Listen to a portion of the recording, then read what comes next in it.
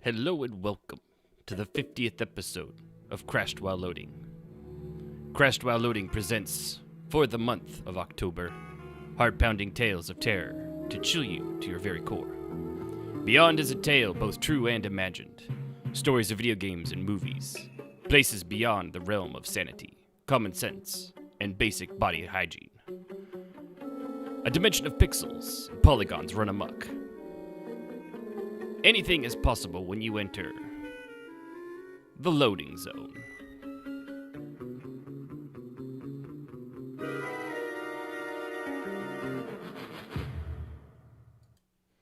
The date, March 13th, 1997.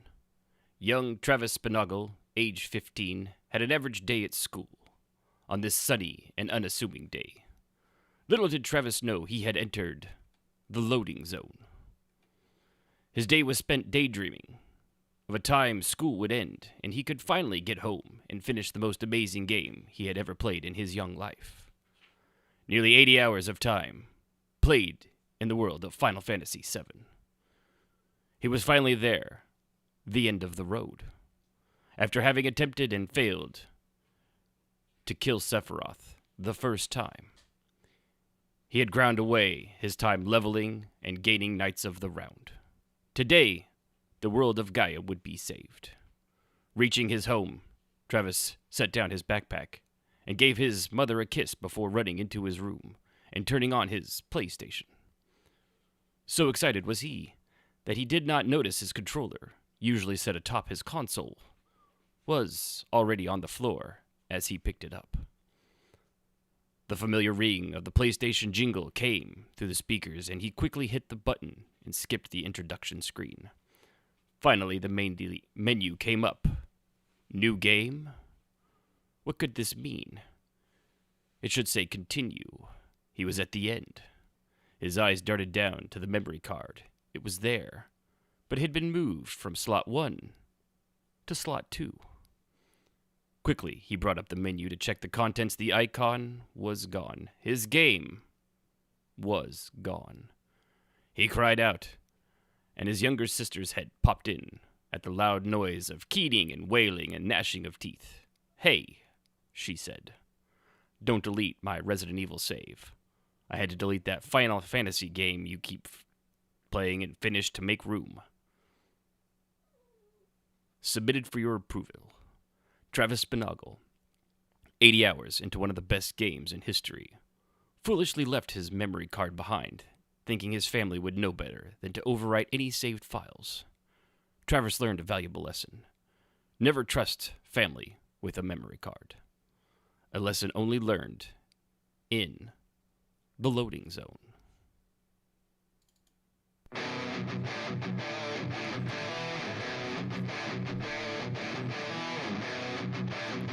This is Crashed While Loading, the fusion of entertainment and information. Hello there. Weekly updates and opinions on video games. You were almost a jibble sandwich. You're right. Movies. I'm about to do to you what Limp Bizkit did to music in the late 90s. TV shows. This is the way. This is the way. And so much more. Jay, what do you want to do tonight? We need to go on a quick adventure. Hello, people of the interwebs, and welcome to the penultimate episode. It doesn't get any better than here. Except for the next episode, which is one greater than this one. In which case, I guess that will be the penultimate episode. But this is episode 50 of Crashed While Loading. I, of course, am your host, Ashen Phoenix. And with me today is my lovely wife, Sib. How's it going? It's going. Thanks for joining me. You're welcome. I can't tell you how many things I had to promise her. I had to shave the chickens, mow the hedges. I had to actually scrub the roof to get her on. It took that much. Or she was just like, "Hey, it's the 50th episode. Would you like me on?" And I was like, "Yeah, that'd be great." It's one of the two, right, baby? Yeah. Yeah. We'll go with the first one. Yeah, it's probably closer to the first one. But we're going to have some fun stuff here for you today. We're going to have... She's not going to stay the whole episode. Why? She's got better shit to do. I mean, let's be honest. Laundry. Laundry's better shit to do. Actually, it's not. She would probably. No, I'd rather. She's probably going to find any excuse. I'm going to go in there and she's going to be like, I almost started it, but Survivor. I'd rather gnaw my own arm off than do laundry. I'd rather gnaw my own arm off and do laundry than go car shopping, which we've been having to do lately. It's been awful. But we've got some fun stories for you. She did her first marathon. Congratulations, by the way, babe. Thank you. Down in Oklahoma City, and the trip itself. Ooh. Yeah, that sound right there. I think it was just her moving the microphone, but it sounded like she was throwing up in her mouth, which is close to how some of the hotels we stayed in made us want to be. Yeah, pretty much. So bad. We also got, we're going to review Branson, which we went to, Squid Games, and Queenpins, which was actually funnier than it should have been, I guess. Probably. I don't know. I liked it. It was fun. And after that, I've got all sorts of stuff to get to in news. Sorry for the 3-week hiatus, but 1 weekend down in OKC and another one in Branson, it was just not coming together. What was it, like an hour, almost 2 hours for the OKC trip of driving one way, and then 3 hours for Branson.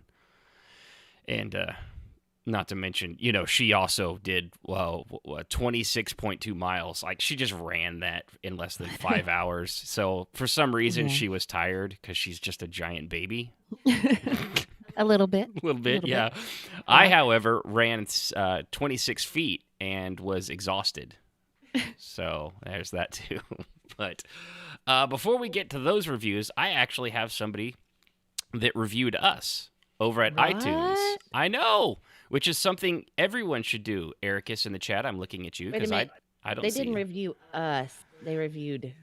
They reviewed the show. Which part of the show does include you? Oh. We knew that would happen. Of course. I guess I should turn my volume on my phone down. We'll only get a copyright strike for playing the Looney Tunes theme, but who cares? I probably already did that with the what did I just play? The Outer Limits. So not Outer Limits, Twilight Zone. They had the same show. Let's be honest. One just didn't have Ron Serling.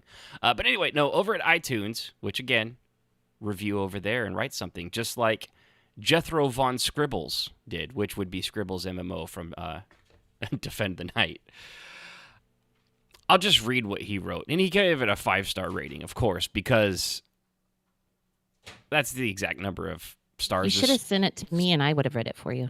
You know what? I actually was going to copy and paste it, but iTunes has this thing where, like, I can't highlight it. Oh, really? I can't highlight the words. Otherwise, because I've had to have iTunes up this whole time, which I detest, even though I want you to go over there. So the title of this review is "The Show is Terribly Good." So it's off to a good start already. Thanks, Scribbles, for that. He says, and I'm going to say this I believe I've talked to Scribbles, but I have a very bad memory. So if I remember right, he's Scottish. So I'm going to just read this in his voice. This gaming show is hard to define. It's like bad comedy meets outstanding gaming media. Like, if it was a cereal, it'd be a 5-year-old Captain Crunch. By the way, Captain Crunch is supposed to be capitalized. Plebe. It's a stale and hard, but it has loads of sugar and tastes good, so you continue to eat it and eat. I'll continue to devour this tasty stale sugar every Sunday. I think it was a compliment. Kind of hurt a little bit, like most compliments should. But he's not wrong either. He's not wrong. Did it burn? It did. Like Captain Crunch, it cut the roof of my mouth when I ate it. Yeah. Yeah. Okay. Yeah, which is what Captain Crunch does. And it kind of leaves like a waxy coating. Yeah, like a film on it, like you're in yeah. the inside of your entire. What the hell is that? Is that just like the stuff Who that keep it doesn't love shiny? Captain Crunch? Oh, I love it. Oh no, if I wasn't on this stupid diet and trying not to be 200,000 pounds, I'd be like breakfast, lunch, and dinner as like young Ashen Phoenix wanted. Given I'd be also speaking in blood. on account of the, razor blades they apparently used to make that thing. But yeah, so Scribbles, thank you for the peanut butter Captain Crunch for the win. I've had that. It does not beat the Crunchberry Captain Crunch. And also, I think, I don't remember where I heard this from, but the Oops All Berries, it's not a mistake anymore. Yeah, I remember it was Stu Bergrier said that. It's not a mistake. It's not, you can't do 20 years of Oops All Berries and not have corrected it. Unless, of course, Captain Crunch is run by the federal government, in which case they absolutely could make that mistake for 20 years and just be like, we don't know what's going on. It just keeps doing it. We changed the trash can. Did that help? And it did not. So, on with our adventures in traveling. It'll probably be a long episode for me, not so much for Sib, because, again, she has shit to do. But I have laundry calling. I can hear it. Where's the left sock? Where's the left sock? So we traveled down to OKC, and we're in, for lack of better locational terms, we're in Tulsa, close enough that you will at least know when those two cities are. So, we left on, what was it? Was it Friday? Yes. Yeah, right. We did work, which was awesome. No, we left Saturday. Oh, we did leave Saturday morning, didn't we? Okay, good. So we left Saturday morning, which apparently was our first mistake, because we didn't get, I don't know, maybe 15, 20 miles into this thing. And we're driving over the bridge, and we've barely left the city limits of Tulsa. And I look over. Wait. Oh, okay. What'd I miss? We weren't even over the bridge. Yeah. And I'm sitting there messing with my Pokemon because, yes, I'm a Pokemon player. Pokemon Go. Yep, she goed with it. Ashton goes, Sib, look at this guy. And I'm like, what? And I look up, and I kid you not, this guy is full on dancing in his vehicle. If you're watching on video, I am doing an interpretative dance of him right now. And I think he was getting his eyes down closed at times too, because which proved he was filling the groove. Oh, he was filling the groove. This guy, he was in, what was like a SUV suburban kind of a thing. Was it an SUV? Yeah, I think it was a Tahoe. Okay, so a brand new. He still had the paper tag Tahoe. Yeah. And he was jamming. And so then the lane, we hit construction, and he got in front of us because he drove next to me, like, to make sure, I guess, I was watching him. I don't know why. I thought, wow, that's funny. He's kind of an idiot. Moved on with my day for the next 30 seconds. So he passed us, turned into my lane. There was a car in front of us that was going too slow, so he turned into the far right lane, cutting off a 18-wheel semi truck. Well, by the way, when he did that, all the while,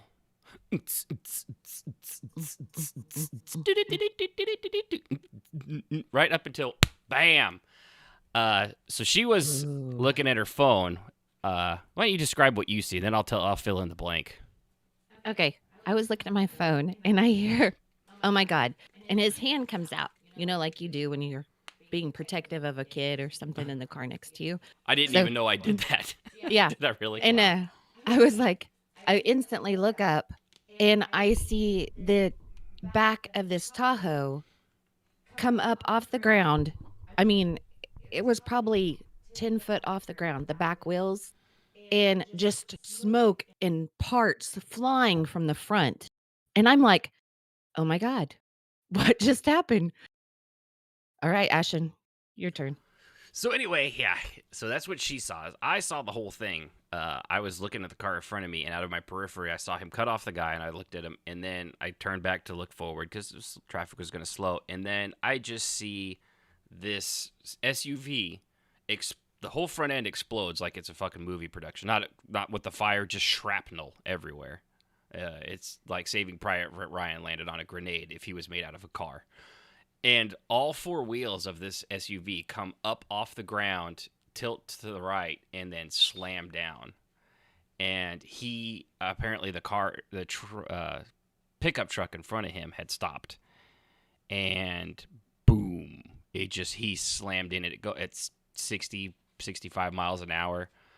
And yeah, we both of us, our adrenaline just Like, We were probably 4 cars behind this mhm. when it happened. Yeah, and So we we all had came to a stop.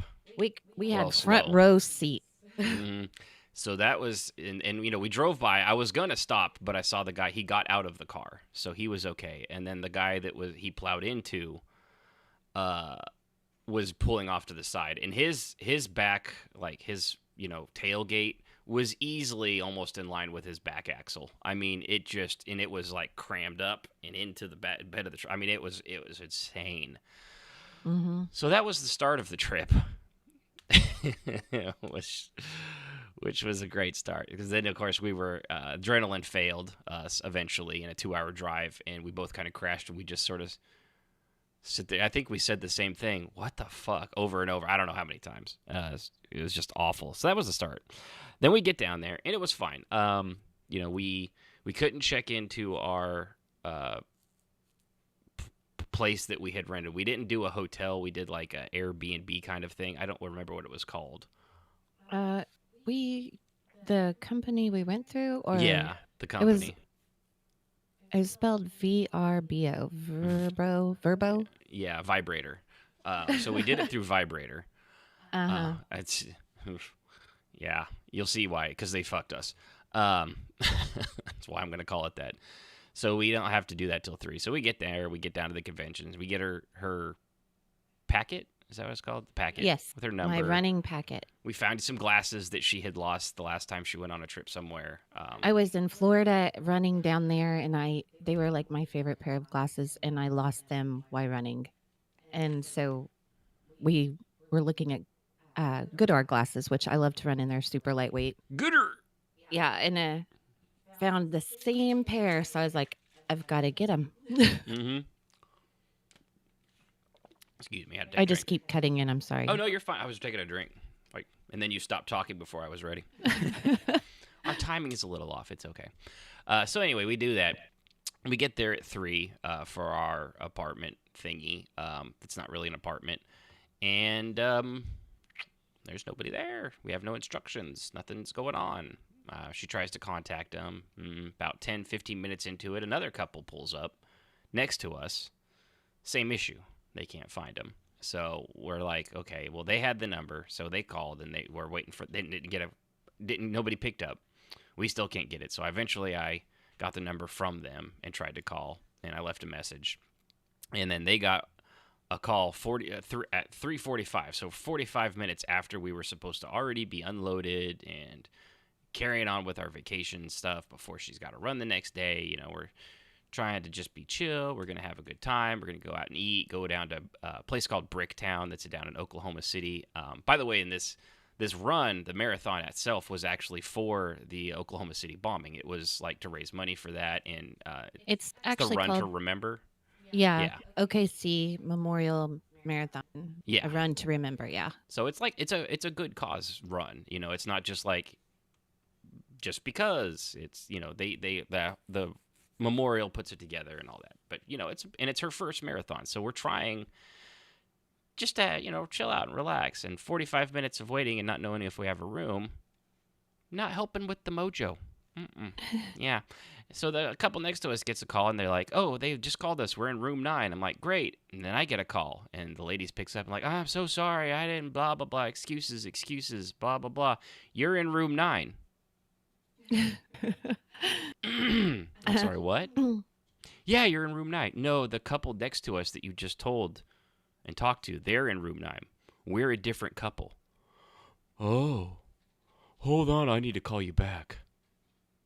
Fuck. So they call us back, and naturally, it's the first time we've ever done this. They double booked the room. So, and Yes. the couple that got there after us got it before us. So now we have no place to stay. Like, we could have probably, they said they could have cleaned another one in like an hour and a half or whatever it was, and we were like, we're done with it. At least that's what I said. Little did I know the excursion that was about to begin.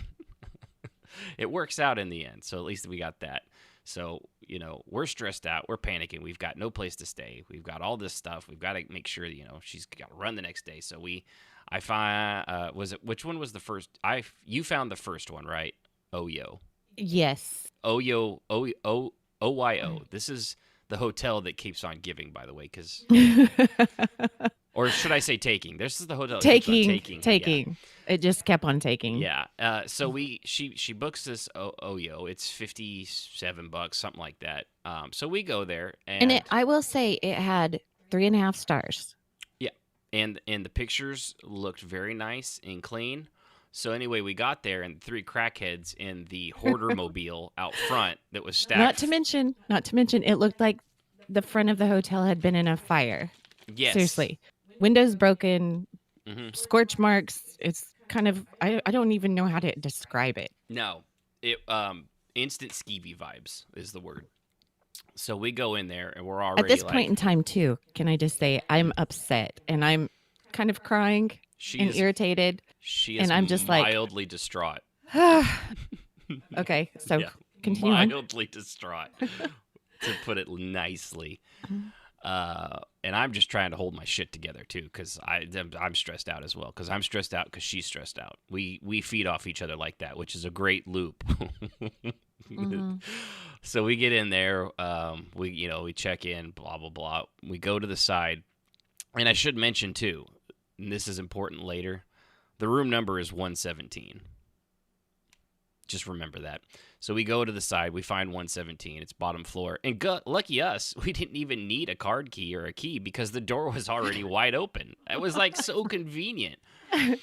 So naturally, after seeing the 3 crackheads and the hoarder mobile that they lived out of, it seemed to, I told her to wait in the car and lock the doors while I went and checked to make sure there was nobody waiting to kill me. Luckily, there wasn't. Unluckily, there wasn't. Yeah. So anyway, I check it out. It smells funny. There's nobody in there though. So we go in, we unload. She's pretty much. She's in tears. I mean, this point, I'm in tears. Yeah. So I go to the bathroom. There's no toilet paper, by the way. Also, the bathroom door doesn't close. Like, it's so warped. You can see where it's scraped. It's like this bottom of the door is disintegrating against the concrete of the bathroom. I thought he was going to get stuck in the bathroom when he went to go. I was like, oh, crap. This is just going to get worse and worse, isn't it? Yeah. Which didn't make her even more upset. Mm-hmm. So she was sitting on the edge of the bed, and I didn't say anything at the time. But behind the dresser on the wall near the phone was a very questionable, we'll just say it was a milkshake stain, just splattered on the wall. I didn't say anything because I'm trying to be positive. She doesn't even want to touch the sheets, and frankly, neither do I. It's awful. So I sit on the bed with her, and we're trying to console each other, and it's just like she doesn't even want to lay down. I don't even want to touch anything. I eventually mentioned the thing that could be hopefully a milkshake stain on the wall by the phone near where our heads are when we sleep. So anyway, we packed up our shit and got a refund.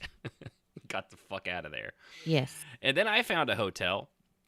It was called The District, and I didn't think anything of it. It just said that it was LGBTQ friendly, which is fine. I'm sure most of you know Jazz has been here. She's very LGBTQ, and I have no problem with the gays and the lesbians and the trans and any of that stuff. Don't really care what you do with your time. So I was like, well, it's got a 4.1 rating. It seems to be very popular. Me knowing the gays are a very clean race of people. So I was like, the pictures look nice. So anyway, we went to OYO 2.0. The people were nicer, though. And I will say that. The hotel was clean, and it had a musty smell. It did have a musty smell. It was dated, but it was Very clean. dated. Yeah.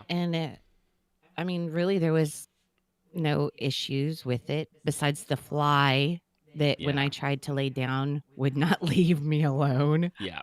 Yeah, we were laying down. I was curled up to her, just trying to comfort her. I'd open my eye and watch a fly crawling on her shoulder up towards my face, like right there. We still weren't feeling it. It was still kind of grimy, and I swear to God, I couldn't have timed this better. But I was like, baby, it's gonna be okay. It's, it may not be the best hotel, but we've got some place to stay. We're not gonna be, we can go on the boardwalk. We don't need to stay here the whole time. We'll just get a little rest, and everything will be fine. And as soon as I said that, outside by the pool. No.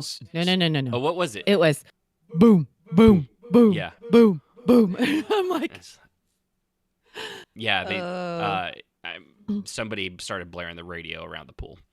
they were having a party. Loudly. Yeah, there was a party going on. And I was like, and apparently God hates us. That's all I said. Yeah. I tried, and some of the song choices were actually not bad. They were good songs. I just did not want to hear them when we were trying to take it easy.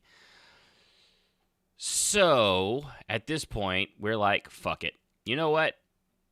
We've tried, we tried to do the first place was like $100 a night. The other two were like 50 something a night. Screw it. We're going downtown, $200. I don't even care. I'll sell one of the kids when we get back home. It doesn't matter to me.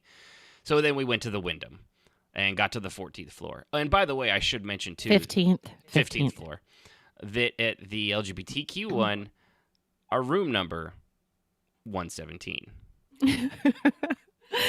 Twice in a row. Yeah. And I didn't realize that until we got to the Wyndham on the 15th floor, and our room number was 117. No, 15-7. Yeah. Yeah, because it was like the 15th floor. 15-17. Yeah, and it was like, okay, this is getting really weird. The 17s just kept popping up. Two of them were 117. But, yeah, so we finally got to somewhere that was good. We got our money back, mostly. We went out and had a really great steaks at a place called Mahogany. It was great. We had a really good night. But that 3 hours from 3 o'clock to 6 when we checked in at the Wyndham, hands down, probably some of the worst 3 hours of our marriage, short of, I don't know, family scares where I think somebody's cut off a finger or something. I have no idea. I honestly couldn't think of something that was that more miserable that didn't involve some family tragedy of some kind. I know for our marriage, that was definitely a low point. Not in like a marriage, just in the sense of like things that have happened to us that were completely out of our control. And we've had refrigerators break down and car accidents and stuff like that recently. It was bad. And then she ran her marathon, and it was really good. We had a good weekend. Yeah, that was awesome. So, and, and Oyo. So, they charged us 28 or 29. Well, first they did refund the full they refunded $57. I mean, no problems at all. Right. And however, the 9 charges of $28.96 that they put on her debit card, which equals, by the way, if you're wondering and doing math, $270. The room was $57. They charged us $270 in cancellation fees. Illegally, by the way, because we also did this through Hotwire, and they charged us through Expedia. Well, Expedia, we did figure out that Expedia was Right. a subsidiary of Hotwire. The problem being, though, that Hotwire had absolutely no record of any charges being filed on us. So they did it through back channels somehow. Yeah. So that was our OKC trip. Fast forward to Branson. Much better. It was a lot more fun. No questionable stains. No, partying at the pool. None of that stuff. It was a lot better. The hotel was awesome. We saw... How many games of putt-putt did we play up there? We played at 3 different courses. Yeah, the first one was probably the worst, but it was still fun. It was just, small. Then there was the dinosaur one, which had big old dinosaurs and, up mountains and stuff like that. And then, what was the third one? The third one was the Hollywood one. The Wax Museum one. Yeah, with the asshole family in front of the other 4 groups just taking their time and dicking around and letting their idiot kid, use the clubs to beat on the props around there, and the mom not saying anything. So that was fantastic. That was really good. We also went to a place called, was it Beyond the Lens, which was Yes. really cool. Well, you didn't start with where we went first. That's because I'm remembering it out of order. Where did I we know. go first? We went to Silver Dollar City, the place yeah. that would never let us leave. Silver Dollar City, yeah. The place where fun goes to die in waiting lines. Mhm. We had a good time. We rode, like, was it No, we had fun. It 3 just- lines? Or 3 rides? 4 3 rides? rides, yes. Yeah. We rode 3 rides. And 2 of them weren't that bad. One was like 15 minutes. The other one we got on like almost instantly. And then the last one was an hour and a half.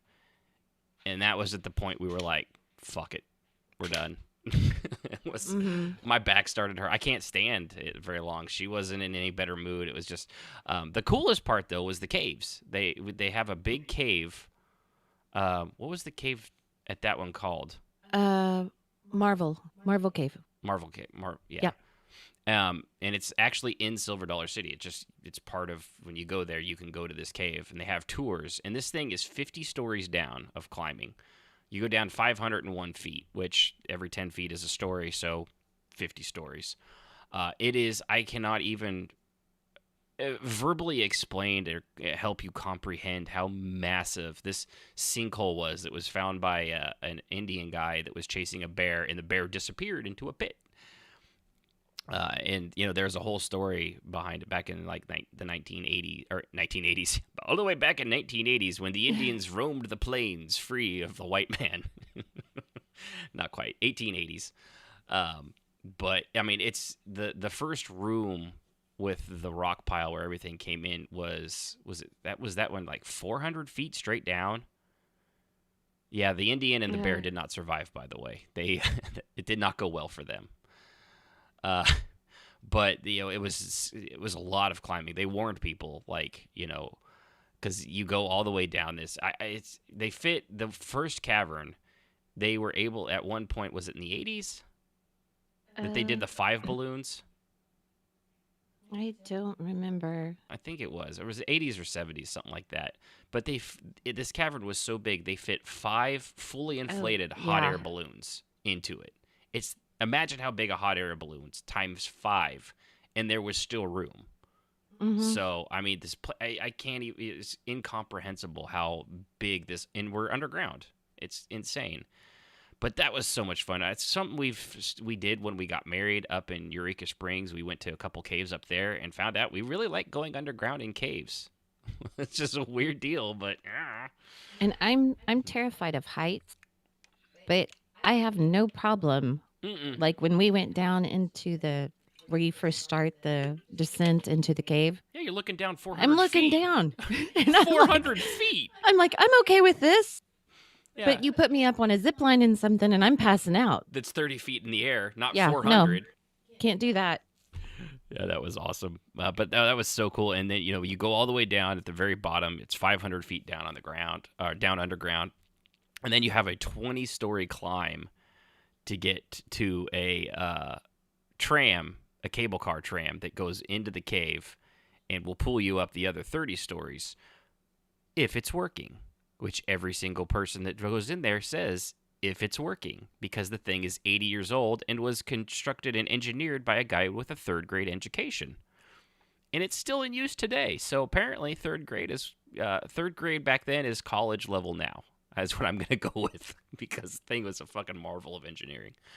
But that was super cool. The rides were a lot of fun. It's Silver Dollar City. It's just it's in the Eureka Springs. Not Eureka Springs. What's the mountain range called? Ozarks. Ozark. It's the Ozark Mountains. I mean, it's And just if you go, make sure huge. you plan on spending several days at Silver Dollar City. Where we stayed, the little resort place, we ran into a lady that said they come and they at least spend 3 days going to Silver Dollar City so they can see and do everything. And I'm like, well, that makes sense. Yeah, we didn't even see the whole park. There was like the No. entire back ass area. We were like, after that line and the roller coaster, honestly, the first 2 it was the worst of the 3 we rode. Honestly. I posted a couple pictures of that first. Yeah. Like, oh yeah, there you go. Yeah, see that first picture, if you're looking at twitch.tv/crashedwhileloading and join our Discord server, that first picture where it looks like there's a big pound and a pile of rubble and something on there. From where we're at to the top of that thing is 400 feet, and that is the cavern they put 5 air balloons in. It's ridiculous.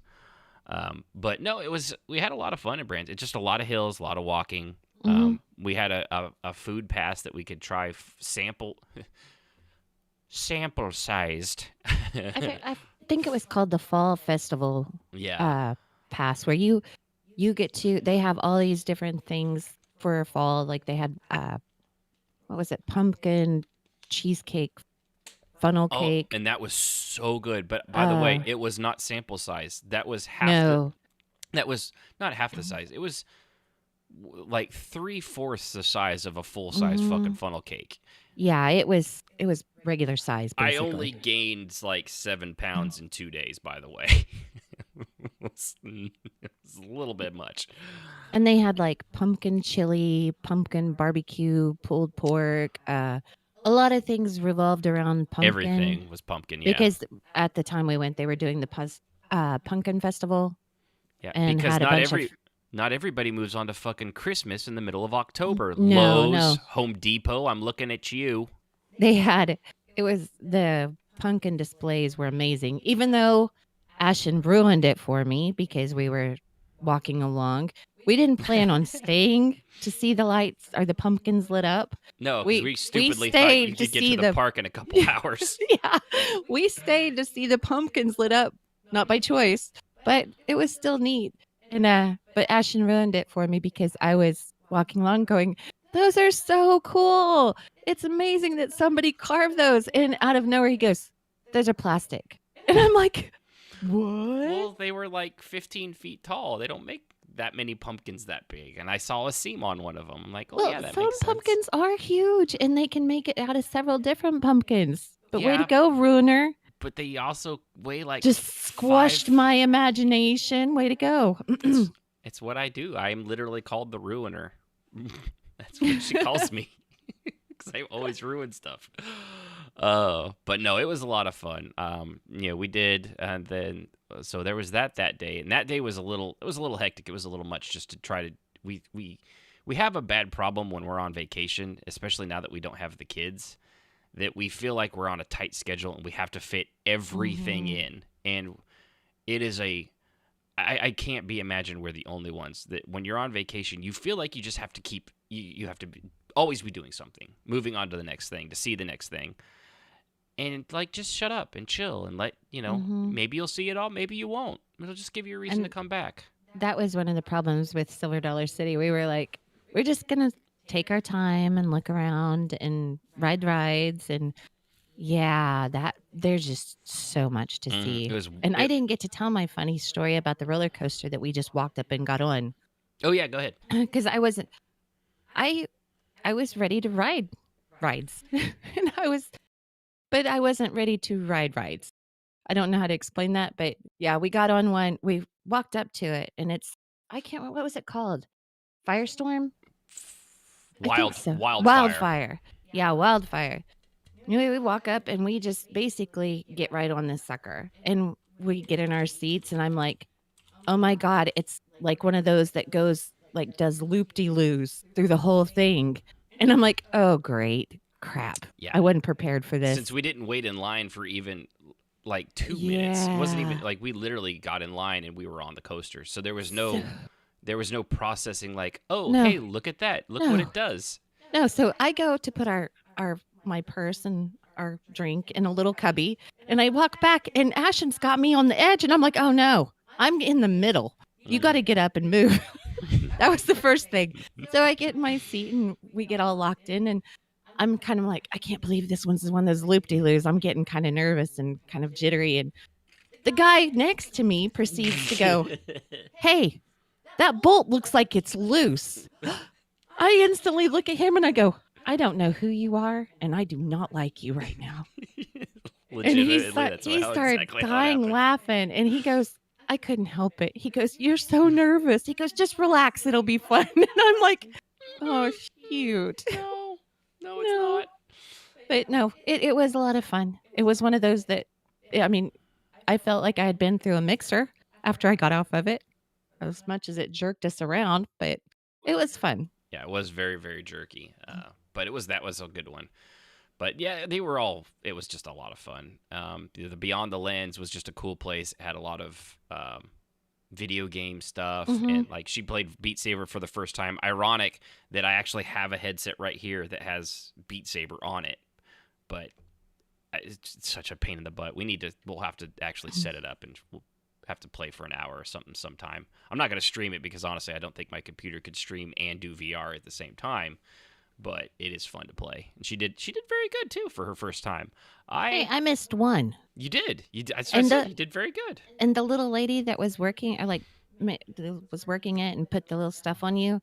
I took mine off, and she goes, "Oh my gosh!" She's like, "That was amazing. You missed one." She goes, "I need you to train me how to do this." And I'm like, I play video games. Mm-hmm. That's all I could say. And then I went into it and was like, hold my beer. Mm-hmm. I did it on hard mode. Yeah. And he did the remotes in the opposite hands. I didn't know which hand went to what remote. She handed it to me the wrong way. So I had the right hand was in the left and the left hand was in the right. And so I was doing the Gundam style the whole time on hard. And I think I missed a couple towards the end because that really started to get to me. But I still did 97% of them. So I was happy, and I did. I was impressed. Yeah, I was very impressed. I look pretty cool. I look like one of the Beatles doing the crossed drums like this, like a friggin' idiot. But no, that was a lot of we played a 2-story game of Space Invaders co-op, which was really cool. We did it wasn't VR, but it was like it was kind of like you strap yourself into a chair, and it goes into a giant room with a big screen, and you fly around. It splashed through water, and then they would squirt water in your face. A flight simulator. It's kind of a flight simulator, but it was on rails. Like they went through a pine forest, and they sprayed pine scent at your face. It smelled very Canada for just a few moments. Did that for Ericus. But it was really cool. It was a lot of fun. I'm trying to think. There was so much. They had facts and stuff like that, and that was I actually posted it in the chat where it says that all indications actually show that video games help reduce violence and don't actually attribute to it, which was nice to actually see that out in a public space because that's not the narrative everybody pushes. But yeah, overall it was really good. Was there anything else that we did there that was worth mentioning? They had the UFO stuff, the Bigfoot stuff. Yeah. There were a lot of little rooms. Oh, they had a ball pit, which we found a family that had lost their phone in the ball pit. Mm-hmm. They found it, believe it or not. That was actually crazy that it was a deep ball pit.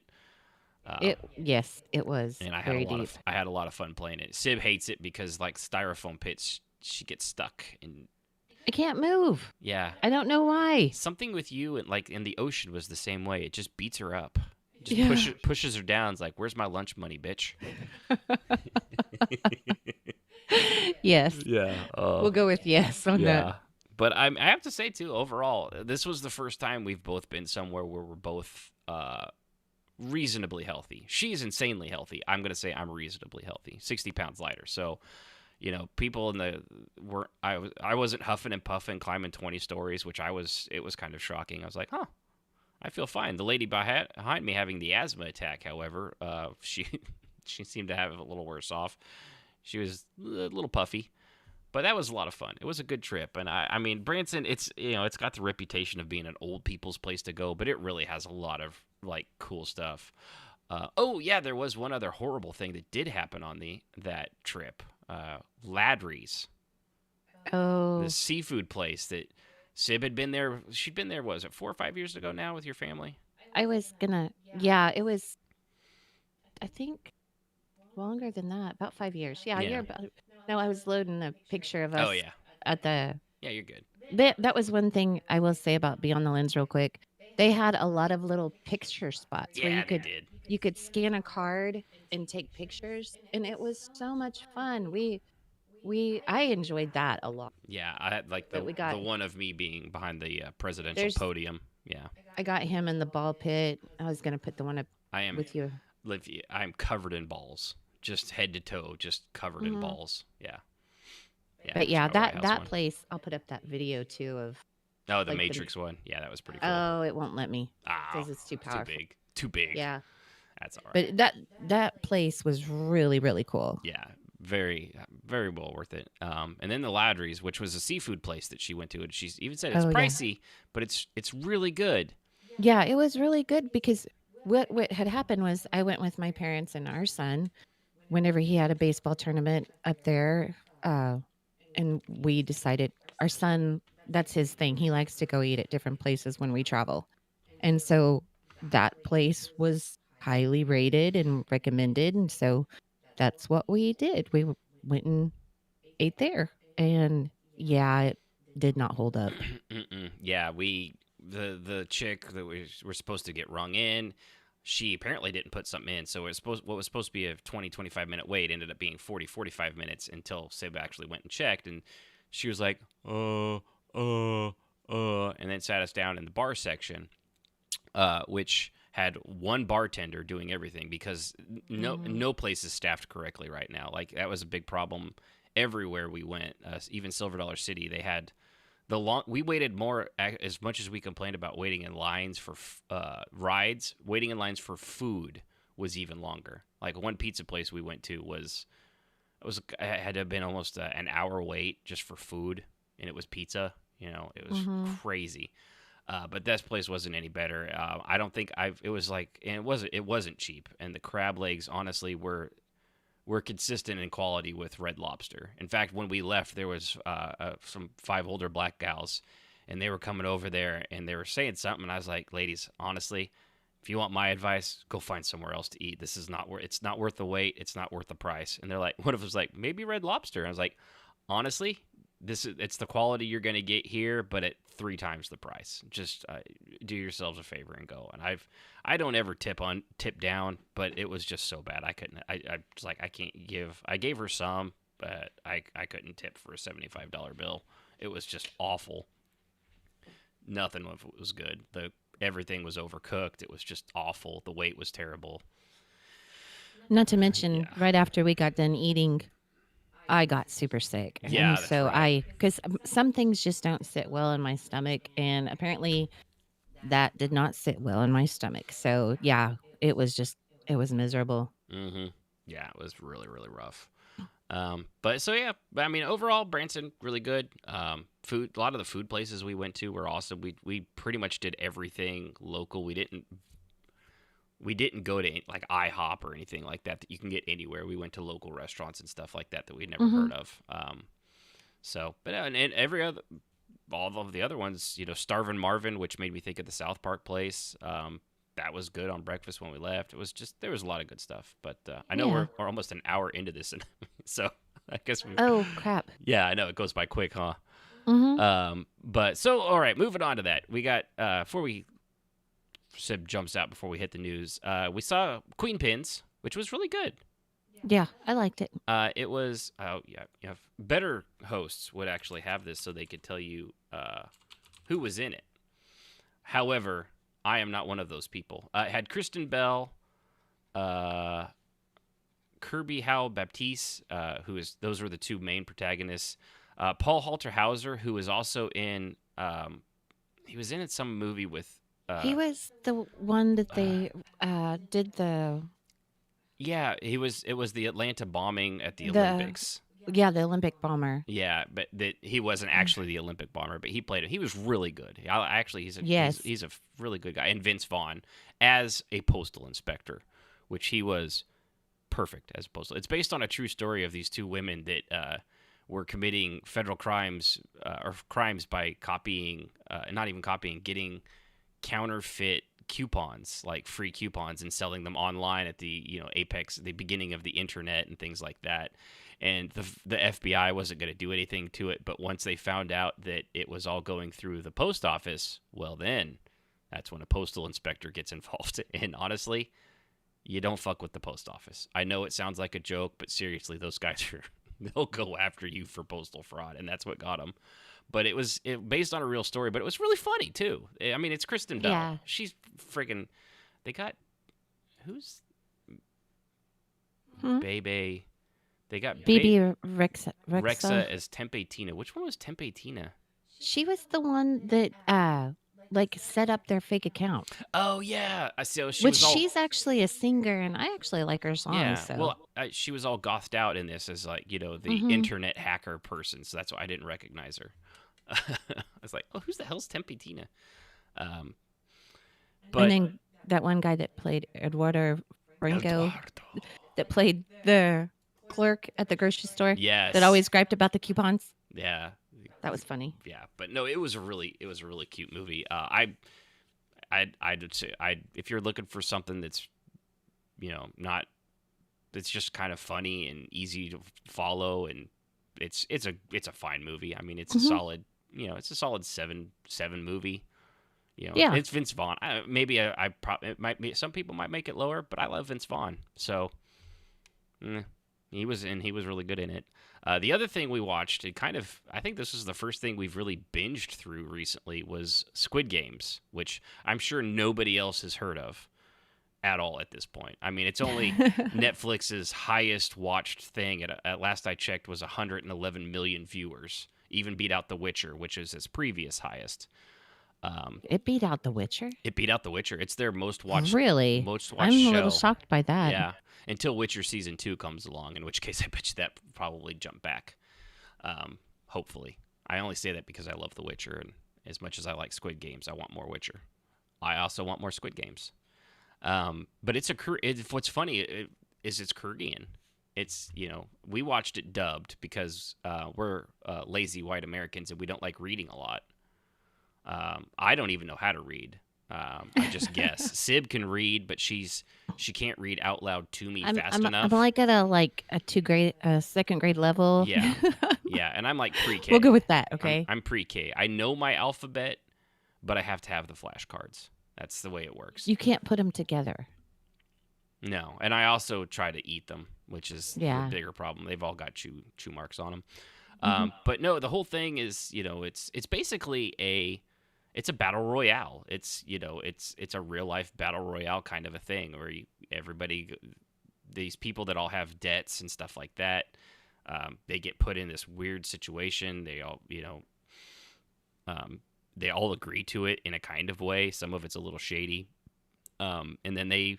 If you've seen the previews, the first one shows you, it's red light, green light. And if you get caught by the robot girl, you get a bullet to the head or the chest, and it doesn't end well. And we're not gonna spoil anything. Just that's in the previews. So, but the drama, the twists and turns of it, we really dug it. I mean, so did 111 million other people. So this is nothing new, obviously. I'm not telling you anything you probably haven't seen 1,000 times on social media right now, or YouTube lists of the top 10 craziest theories of Squid Games, that kind of thing. But the great thing is and I love it for the director and writer, is he was rejected for the last 10 years on this story. That just amazes me. Yeah. When you told me that, I was like a little shocked because I just could not imagine them, saying no to that. Yeah, over and over and over again until Netflix apparently is like, sure, why not? Well, Netflix has actually got quite a few Korean-made TV shows and things like that. There was one we started that was kind of that spooky one, too, we need to finish. I don't even remember what it was called. Remember that one? Where it was like the hotel? Yeah. Yeah. We watch so much stuff sometimes we forget from one to the other one. Something like we just started the first episode of Black Mass on Netflix tonight. What's bad is we start watching things and then we start watching other things and adding things. And the next thing you know, we're like, what was that we were watching? No clue. What was that? What do we got to finish? And then like 6 months later, we come back and we're like, oh, yeah. When we see something that says finish. season 2 coming soon, I'm like, oh. We got to finish that first one. And then we forget all over again. But no, Squid Games was a lot of the twists and turns, the characters. The only thing, I mean, it's Korean, so if you've ever watched any Korean or even Japanese like kind of shows or like the anime kind of thing, the characters are way over the top. Like they yell sometime, like the doctor guy's doing something and people are arguing around him and he's just like, shut up! at the top of his lungs, which no adult human being really does, even in situations like that. One of the protagonist women in there, she's just crazy over the top. But that's the point. I mean, it's a different style. That's part of, I think, what made it popular. It's a different style of storytelling than we do here in the States. Or even over in Europe, if you watch like the BBC, like the Doctor Who's and the Downton Abbeys and stuff like that, it's Downton, not downtown, which is what I thought it was for years. Me too. Yeah. So it's just a different style, but we've been trying to get our daughter to watch it, and she's like, I don't want to. And it's like, don't be one of those people that deprives yourself of something good just because it's popular. Sometimes it's popular because it actually deserves to be popular. It's not Fortnite. I mean, technically it is actually Fortnite because it is a battle royale, just in a TV show, but it's better than Fortnite because it doesn't have any 12-year-olds in it. Which, by the way, we went to a spook house last night. Oh, we forgot about the spook house. Oh, yeah. Down in Branson. We went to a spook house last night called the Psychopath here in Tulsa, and fucking kids in there doing their stupid flossing and their dumbass. Everywhere I go, if I see some kid under 12 years old, he does one of those dumbass Fortnite dances. And the Grandpa Simpson in me comes out. I'm just like, you fucking little twit. That's, just be original. Make your own dance up. But I can't help it. But we actually, up in Branson, too, we did go see a spook house. Yes, this is our thing. We like to travel and see spook houses. Yeah. During October. Branson Spook. I don't remember what it was called. Do you? Yeah, that's why I was going to look it up. It's Branson's Haunted Scream Park. It's very, very hard to remember. And I will tell you, this place, you normally, like all the ones around here, if we go to a spook house here, there's, it's lit up well. Parking lot's lit up. Yeah, there's usually some type of security around. People with flashlights telling you where to park. Yeah, it was... None of that. None of that up there. We pulled in and we thought, are we in the right place? And then we kind of stumbled around and bumped around in the dark because there's the literally only light, okay, when we finally found the line, the only light was above the little building where you go in to buy your tickets. And it was a motion light. So if there was no movement in line right in front of it, that sucker went black and it was pitch black outside. Like in the distant beyond the buildings, there was a spotlight, so we knew we were in the right spot. But other than the spotlight, 200 meters away, which gave no light other than into the sky, there was nothing. There was no idea. And it was crazy too because this place was $20 per person. They didn't have fast passes or anything like that. And it's like 11 rooms. It's in an adventure animal park or something like that. So it's a real weird design. But honestly, for $20, and we've been to some of the best spook houses in the country, actually. We went up 2 years ago to St. Louis. Yeah, and they had 3 that were with, they were, when I actually looked up spook houses around the country, these 3 were within the top 20. Yeah, in the country. A few of them, one of them was a top 5, wasn't it? Yeah. The Darkness. Yeah, the Darkness. Yeah. And I have to say, the Darkness was awesome because they bring in actual, they had big movie props. Yeah, movie prop people to actually set up all the props in the spook house. So, yeah, it was neat. And some of them are huge. But it wasn't as good as this little bitty one that we went to in Branson, or the Scream Fest, I think is what it was up there in Branson, or up in St. Louis. Yeah, and it was just crazy. It was really good for $20, man. She bought a shirt, which she doesn't do. We did some of the ones in St. Louis, but we don't have a Hex House shirt, which is another local one, and things like that. So, but yeah, that was a lot of fun. We love spook houses. So, but yeah, it's Squid Games, good stuff. But Squid Games, back to that. Good game. So after that, that's all I had on that. Everything after here is all the news that I've missed. Some of the news I've missed last 3 weeks. So this is gonna be a long episode because I haven't even got to that stuff yet. There was something I just remembered that, and then it just popped out of my brain. I had one of those moments. It's an old moment. What? And my computer just went completely black. Oh, there it goes. It's back. Oh, did it? I was like, uh-oh. Screensaver. I guess I hadn't moved anything in a while. Yeah, But nope. yeah. Well, are you gonna stick around or are you gonna go? I know No, already been an hour. I think we only planned on 30 minutes. No, I'll probably head out. Okay. But thank you for having me on. Well, and thanks for thank coming, you, baby. everybody, for putting up with me. Yeah. Yeah. Now get off my show. Oh, right. I'm out. Later, Tata. Later. All right. So on to the news. Thank you, Sib, for coming. Appreciate that, baby. There is talk of a Babylon 5 reboot, which blends new ideas like Westworld and Battlestar Galactica, because the creator, J. Michael Straczynski, who did the original Babylon 5 and also is huge in comics, has wrote some of the best comics out there, is writing this, and it's going to be on the CW, which is one thing that gives me a little pause, but CW is giving him creative control. So as long as they stick to that, this will be good.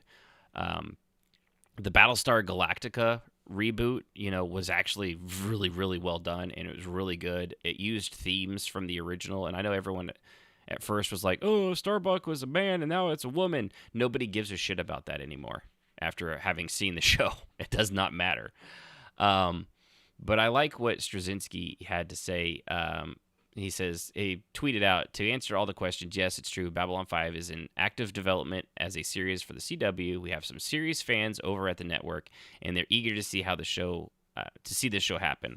I'm hip deep into writing the pilot now, and I will be running the series upon pickup. So that's cool. So because he wrote every episode of the original Babylon 5. There were no other. I don't think he directed every episode, but he did write every single episode. And some of them were hit and miss, like Gray 13 is Missing. That was a terrible... move myself out of the Discord there because I don't need to be in there. I was only in there because of Sib. That was a rough episode. But he also says, the network understands the uniqueness of Babylon 5 and is giving me a great deal of latitude with storytelling. Blah, blah, blah, blah, lengthy Twitter feed. He goes on to say, better to go the way of Westworld and Battlestar Galactica, where you take the original elements that are evergreens and put them in a blender with a ton of new, challenging ideas to create something fresh yet familiar. I hope to create additional new forms of storytelling that will further push the television medium to the edge of what's possible. And Babylon 5 did that originally by having a story that was only supposed to be 5 years. And now the 5th season was a little... because they weren't sure if they were going to get it, so they tried to make sure they could wrap it up in the 4 that they had. But it still was, that was mostly just because Byron was just a terrible actor and the telepath thing didn't go as well as it should have. But the most important part is this, and why they aren't doing a continuation of the original story and why they're doing a reboot. And he says, to those asking why not just do a continuation for a network series like this, it can't be done because over half our cast are still stubbornly on the other side of the rim. If you watch the show, the rim is where you go when you pass on, which we've lost a lot of the characters from this. The original our original Londo without the original Veer or Jakar. How do you tell Sheridan's story without Delenn? Or the story of Babylon 5 without Franklin, Garibaldi, Zach? All these, Veer, the guy that played Flounder in Animal House, Jakar, who was the one-armed man, Delenn, she passed away earlier this year, Franklin, Garibaldi, Zach. I mean, that's literally half of the main cast, and you can't do this show without those people. It's just, it wouldn't be okay. Just not possible. So it really does, if they're going to do it, it has to be rebooted. There's no way around that. And I'm glad they're doing it. I'm optimistic, cautiously optimistic for it. But, if anybody could pull it off, it's Straczynski. I know he's very creative and he can pull elements from the original and redo them as if they were new. In other news, Kratos' voice. The real reason I included this is because I love Christopher Judge, who is the voice of Kratos, and also Teal'c in Stargate SG-1. He said he was the reason God of War Ragnarok was delayed. I think he's being a little too humble about it, honestly. But in 28, he came and said that he had a surgery was the reason God of War was delayed. Judge shared his Twitter story following the God of War being crowned champion of IGN's video games and alt brackets. He said, "Thank you to all the fans, not just the God of War fans, but to the gaming community. All of our games have been a lifeline during these difficult times. To my God of War family, I will never be shy about telling you how much I love you all and will continue to laugh, cry, and be great." He said, 100% in my feels now. I need to be forthcoming. This has been approved by no one to the beloved fandom. Ragnarok was delayed because of me. August 2019, I couldn't walk. Had to have back surgery, both hips replaced, and knee surgery, and they waited for me to rehab. No threats, no who do you think you are, nothing but love and support from these at Sony Santa Monica. Has never said anything word about the delay, and that was caused. The studios are assholes, but this company was top to bottom should give us hope. And he's not wrong. Studios are a lot of assholes. A lot of places probably would have given him some shit, but honestly, I think with COVID, the game was going to be delayed regardless. I think he's being a little too hard on himself. But the fact that they didn't give him shit, I mean, honestly, if they had replaced him, they didn't have a choice. They had to wait for him.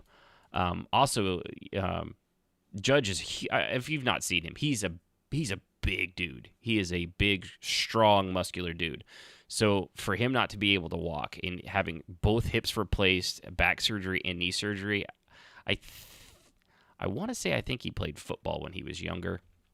Not like professionally that I know of, but clearly he had some shit going on, and even working out can be hard on your body. So glad he recovered. Glad they waited on him. It's just good that stuff like that happens, and it's cool that he was like, humble enough to be like, it was probably delayed because of me. I'm gonna say it was going to be delayed regardless. Maybe that just gave him another reason, and it's cool that he came out with that, but I don't think the level of polish they have to have with that game, there's just there's no way they're going to release it in a Cyberpunk 2077 format. Also now moving on, something I've talked about quite a bit is Scarlett Johansson suing Disney, and they've come to a settlement, as they should have, because Disney was wrong in what they did. They don't really disclose exactly how much. She went for $50 million. I would. It said, let's see. Yeah. So I think they probably gave her close to that.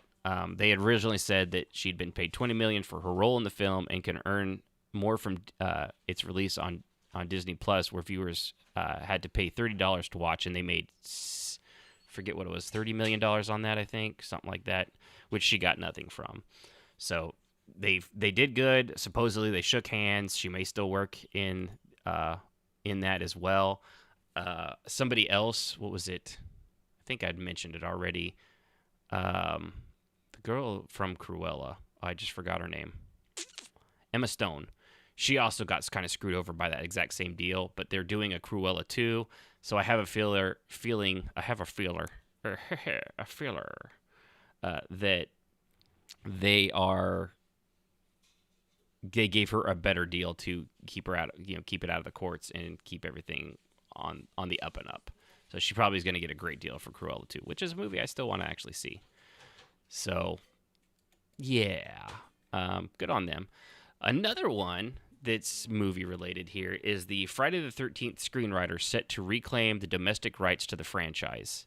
So screenwriter Victor Miller is going to actually get the rights to Jason Voorhees and the Friday the 13th franchise. Now,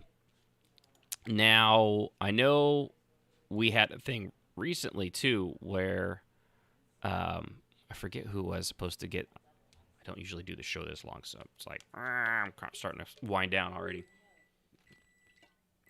But a lot of places, like if you're hired to work there and you create a character, the company's going to own the character. Well, apparently with him, however, he had created the character and, gave it over to the company, but he didn't give it over to the company.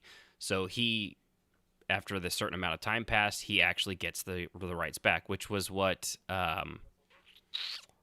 Shoot, I just forgot all those guys. I did that's this problem without doing an episode in 3 weeks. I forgot what I've said previously and who it was about.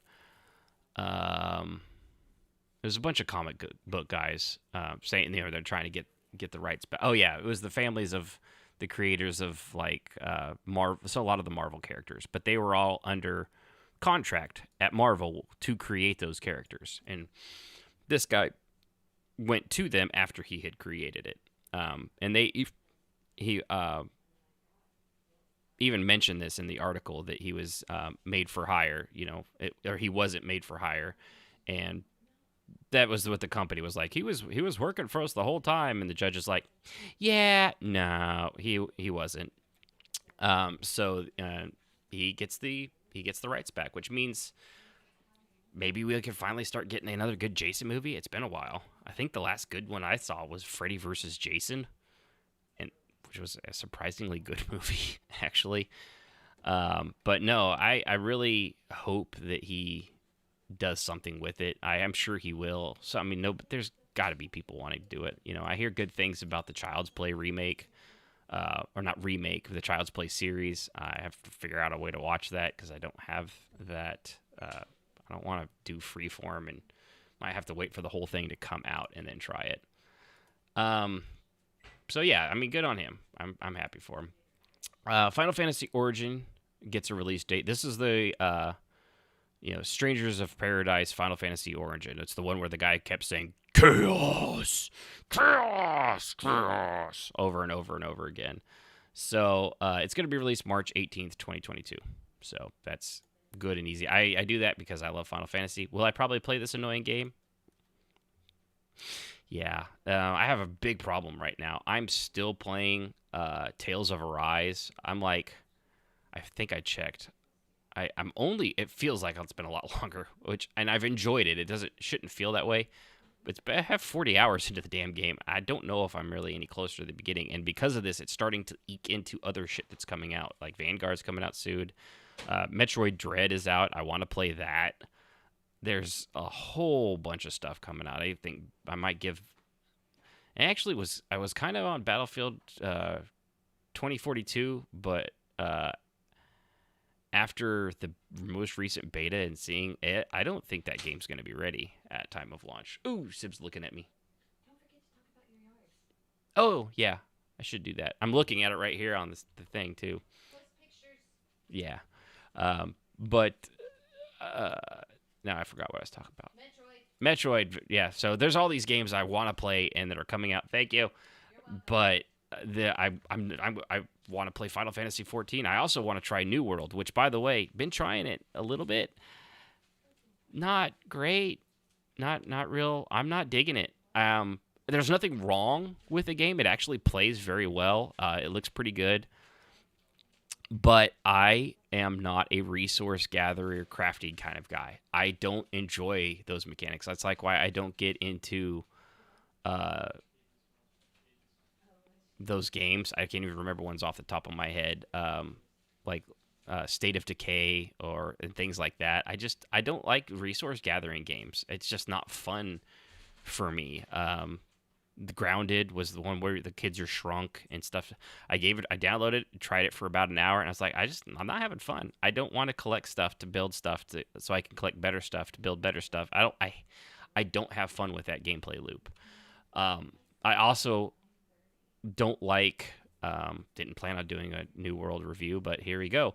I don't like how slow it is. Like the travel, it's a big game. It's a lot of walking. And back in the day, I didn't mind that so much, but this game needs fucking mounts. It is, walking a kilometer and taking 15 minutes to do that is too goddamn long to get anywhere. I spend the majority of my time walking around. I spend 1/10 of it fighting, it seems like, and the rest of it is just going from one beacon to the next, and I'm not having fun. I know a lot of people are. Jazz, Kishmis, they're both playing it. Renfail, listener, fan of the show, who I'm also a fan of, he's really digging on it. He's enjoying it, although I did notice he's playing a lot of Star Wars The Old Republic now. which he is playing, of course, the best story, which is the Sith guy, the Sith enforcer, not enforcer. Yeah, I don't remember what it is now. The Sith sword Jedi Knight version, Sith Knight. I can't remember it off the top of my head, but that is one of my favorite stories because that's the one I did too.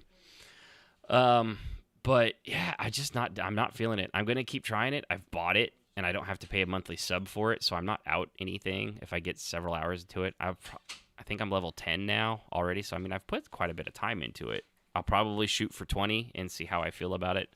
But honestly, I've been feeling more like playing Final Fantasy 14 than I have playing that if I'm going to play an MMO. And I'm already playing in parts I've already done once before in Final Fantasy 14, so that tells you that. So, yeah, Tales of Arise, totally loving it. The twists and turns in it are still, they just keep coming, honestly, and I really dig it. I was playing it earlier today for solid 2.5 hours while Sib was working out. Because, yes, Sib worked out for 2.5 hours. I don't know how she does it. She's a crazy person. Thank God she doesn't make me eat like Brussels sprouts and beans sprouts or something. Everything that's awful has sprouts in it, isn't it? Ugh, that's awful. Anyway, so moving on with the news. Silent Hill franchise making a big return according to a new report. Now, this is kind of there's a bigger deal with this. Konami is not just doing Silent Hill, but also Metal Gear and several other Castlevania. And what they're doing, I've heard, is they're actually running a contest for independent. Yeah, independent. Yeah. Don't nobody understand the words that are coming out of your mouth, man. Yeah, but for indie devs to actually make small versions of their games using that and elements of it in their own way, and it's a contest. If you do really good, they'll hire you to actually make a full-on ass game because Konami got rid of a lot of its development studios and things like that. Because believe it or not, Konami's biggest thing is not video games. That's not really what they're best known for and where they make their money. They make their money in Plinko machines and, funny enough, gyms in Japan. They own a lot of gyms. And I have to agree. I was listening to the IGN podcast, Game Scoop, and somebody mentioned there, and it was a good theory. I think it's a solid theory, that the reason this is happening is because of COVID. That, Plinko machines and casinos and things that you touch, gyms and stuff and things that you touch, a lot of that stuff shut down. They lost their two biggest revenue streams during this pandemic, and they're probably not even come close to recovering from that. So while they don't have their development studios anymore, they can lease their properties out to other really good studios and get them. Like the Silent Hill one they have on here. I forget what there's the rumor. I don't think they actually have it in here. Yeah, I'm not seeing. Yeah, Konami's been kind of silent, but VGC has reported that sources claim multiple Silent Hill video games are in development, though they are through external studios, one of which is a prominent Japanese development team. And there's so many great independent studios, like the people that did The Medium on Xbox. They'd be perfect. I mean, The Medium was basically a Silent Hill without being Silent Hill in a lot of ways. It had that vibe. It even had the same musical creator. I forget his name now. But it was Silent Hill. I actually need to finish that too, by the way. But yeah, I'm excited. Silent Hill is one of my all-time favorite series. Resident Evil at this point is kind of beat it out just because there's been more Resident Evils, like 7 and 8 were fantastic games. If you'd asked me back when they were up to Resident Evil 6, I'd still tell you Silent Hill was my favorite series, even with its crap. But I can't do that now because Resident Evil they've kind of had more games recently, and they've actually been really, really good. Good enough that Sib sat and watched me play both of them all the way through from start to finish. And we don't regret that because it was a lot of fun. On other news, Call of Duty is introducing a new anti-cheat called Ricochet.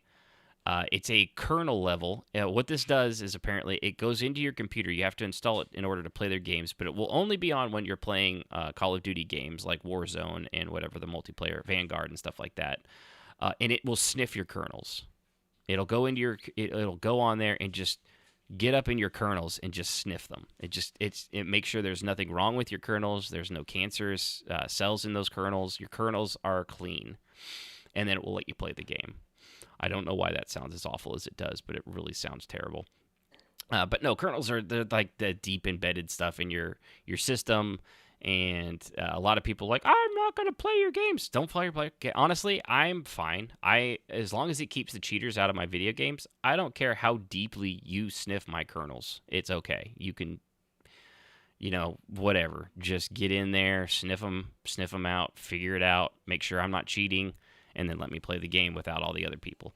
Now, will it be perfect? No cheating. They even admit, no cheating thing is ever perfect. In fact, the Ricochet is actually already leaked online, and some of the bigger sites are like, yeah, we're, I forget which one it was called, but one of the big monthly pay sites for cheats was like, yeah, we've already tested this. There's nothing to worry about. We're going to be fine. I think they're just being full of shit. Because the other ones that have kernel sniffers, actually, they don't sell cheats for those websites. Like Valorant, I think, is one of them. They don't sell cheats for Valorant, but they do for like Battlefield and Call of Duty and stuff like that. So, and they've got a kernel. They've got a kernel sniffer. Yeah, kernels. I know the Colonel with his wee beady eyes and that smug look on his face. Oh, you're gonna buy my chicken. Ugh. Dad, how could you hate the Colonel? Because he puts an addictive chemical in his chicken that makes you crave for it nightly, you smartass! If you haven't watched So I Married an Axe Murderer, you really are missing out. That was Mike Myers at his peak. So, anyway, but yeah, I'm really glad for it. I really don't care. Honestly, if you don't think other programs are doing this and not telling anybody, or that Google and your Facebook and Twitch and everything else you're using doesn't have deep information on all this shit, you're fooling yourself. Honestly, it's just not happening. Moving on, I'm not going to dwell too long on this. I forget who it was. Somebody said something about DC FanDumb, and there was a lot of good stuff. And they are right. There was a lot of good stuff. In fact, it was almost too much good stuff. So I'm going to go over some of the highlights that I thought. The new Batman trailer looks awesome. Honestly, I think this is going to be one of the best Batman out there since the trilogy. And honestly, the first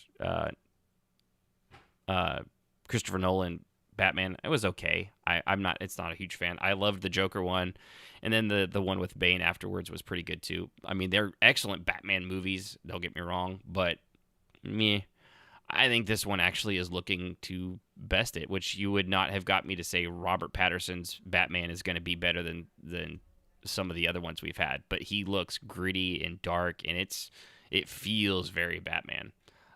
And the Riddler being in it and the Penguin, I'm really excited for it. They showed Flashpoint, which showed some of the teasing of Michael Keaton's Batman and the Batmobile in it. A lot of this stuff, it's not trailers or anything. It's a lot of behind the scenes stuff, which is all pre-planned things that come out. And, like the thing with Black Adam, they finally showed Dwayne Johnson, The Rock, as Black Adam in the costume. Still not a trailer, though. So there's a lot of storyboards and things like that. It's cool. I do like... I saw one thing that they think the Flash movie could be DC's way of rebooting their horrible DC universe, because it's just so badly done. And they really need to do it. They need to figure something out because it's bad. The other one was the Gotham Knights. Gets a new story trailer, but no release date. Gotham Knights looks good. It's the Court of the Owls story. Batman's supposedly dead, and it's all, the other Batgirl, Robin, Nightwing, and one other person who, Red Hood, take up the mantle for Gotham. And it looks cool. The other one, Suicide Squad, Kill the Justice League. I thought the first trailer looked good. This one was an in-game trailer. Looks really good. Suicide Squad has to kill the Justice League. I figured it was something like that. What they show in this, that Brainiac has taken control of the Justice League, and that's why Suicide Squad sent in to try to kill them, because Brainiac has taken control. Is it an original plot? Not really, but it is what it is. Shazam Fury of the Gods, again, had a official behind the scenes. Looks cool, but like we needed to know that. The first Shazam was one of their best movies, so not a surprise. One that was surprising is John Cena's Peacemaker from Suicide Squad 2. He's getting his own shows, which you mentioned, and I thought that sounded like a terrible idea. And then I forgot how funny John Cena is, and seeing this first trailer for Peacemaker, I'm really looking forward to the show. It premieres January 13th, 2022. He is a funny dude. You wouldn't have really thought that seeing him and wrestling and things like that. But some of the comedy movies he's done, he's really funny. And the fact that the physical comedy of him being this big, gargantuan dude, I don't know, it adds to it somehow. Like, the joke he has in here about, the senator they're supposed to kill, and like, are they sure both those kids are their couples? Because that's a good looking couple, and one of those kids is good looking. The other one's a butt baby. It's like, it doesn't look like a good looking kid. Also, they had Aquaman: The Lost Kingdoms. Apparently, it's going to be more mature. Blah blah blah. We get it. They announced a whole bunch of animated movies. Honestly, could not give a shit less because they have been so bad lately. Their latest Injustice, it's like 3s and 4s everywhere because they fucked up the source material like they always did. It's the same thing they did with, I think it was The Killing Joke. Where the Joker shoots Barbara Gordon and paralyzes her. They screwed that up. Like they didn't tell the story well. It was badly done. There's an animated Catwoman movie. Don't care. Netflix's Sandman. I mean, it's Netflix. That one will probably be fine. There was one other that looked interesting. I forget. It's called Naomi, I think. Yeah, Naomi. Which I don't really know anything about this. I watched the trailer. Looked good. I know she's like super into, they think Superman's doing something, and then she runs out of her classroom to do it, and then she passes out. You see Superman fly over top of her like it's light speed. So I don't know. Most of it was just about their shows and things like that. So, man, yeah. Do I want to get into this? Yeah, we will get into it because it's a long show. So, got 3 more things. One of them is the Activision, and the other two are the SJWs being stupid. One of them is saying Jedi are problematic, and the other one is Dave Chapelle in his special, and them trying to cancel Dave Chapelle. Good luck with that. So first off, Activision Blizzard settles U.S. Equal Opportunity Commission lawsuit for $18 million. This, of course, I did this back on the 27th. It was long after, and so that came out. I thought this was the article, but it's not the article I thought it was. So it's since come out too that because of this one, the federal one was done. Was this one, and the one the state of California is doing. Turns out there were 2 lawyers involved in that shouldn't have been, because you're not supposed to be involved in 2 things at the same time, and is a conflict of interest. I wrote it up here. So they quietly they did these. Then the law firm then tried to quietly pretend that it wasn't them. Let them go, hired 2 new to replace them, and carry on like nothing had happened. But the EEOC got caught, called out by the feds, and honestly, I can see them getting the whole thing thrown out. Because of what they did and because of these 2 lawyers, I think the state of California's lawsuit against Blizzard Activision is going to get thrown out because it turns into a conflict of interest. It's like when somebody doesn't read a person their Miranda rights, or the cop plants evidence or something like that. It doesn't work. There's certain rules. It may not go that way, but I have a feeling it's going to go that way. So they've, long story short, they fucked it up because they should have known better. Yeah. There's really not much more to go into on that. We'll have to wait and see. I like most of this stuff. And one other thing too, who was it? Indigo Jules put up a thing where this guy was ranting about the Halo Infant trailer not being lore accurate, and he went on a bit of a tirade. By the way, bud, you don't have to block it out. I don't, put it up there. I mean, you didn't say anything. That it's your opinion. Honestly, it leaves a giant black spot over the words that people know is there, and they're going to click on it anyway. So you don't have to do that. Just say your thing. But his rant was pretty funny, and I don't think he's wrong. People go crazy over this lore stuff, and I'm a huge Star Wars fan. I get it. I know the lore really well, and I see certain things.